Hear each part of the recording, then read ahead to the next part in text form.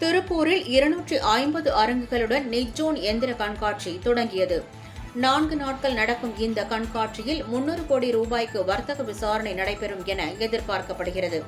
பின்னலாடை உற்பத்தியை அதிகரிக்க தேவையான அதிநவீன புதிய எந்திரங்களுடன் நிக்ஜோன் கண்காட்சி இன்று திருப்பூர் வேலன் ஓட்டல் கண்காட்சி வளாகத்தில் தொடங்கியது.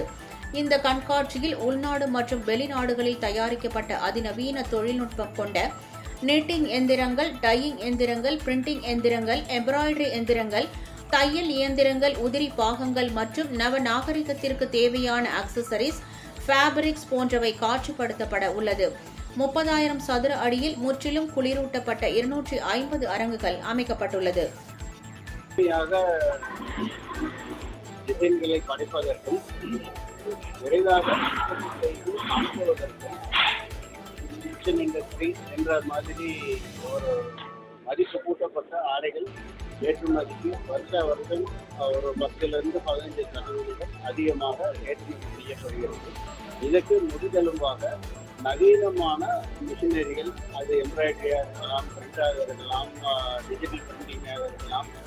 அடிப்படையாக துணியை தவிர துணியில் சர்வதேச தரத்தை நாம் எட்டிவிட்டோம். ஆனாலும் இந்த ஃபேஷன் இண்டஸ்ட்ரியில் தினம் ஏதாவது ஒரு புதுமைகள் தோன்றிக்கொண்டே இருக்கின்றன. டிசைனர் மானிட்டரில் ஒரு டிசைனை கொடுத்தா ஃபேக்ட்ரி அதை 90 நாள் சாம்பிள் அப்ரூவ் பண்ணி அடாப்ட் பண்ணி அதை ஏற்றுமதி பண்ண வேண்டிய இத்தகைய சூழ்நிலையில் இந்த மாதிரி நவீன மிஷினரிகளுக்கு இது ஒரு வரப்பிரசாதமாகும். இந்த மாதிரி நிகழ்ச்சிகள் வருஷத்தில் 2-3 தடவை நடத்தி அது உலகத்தில் இருக்கிற எல்லா சிறப்பான மிஷினரிகளையும் திருப்பூருக்கு கொண்டு வந்து இதை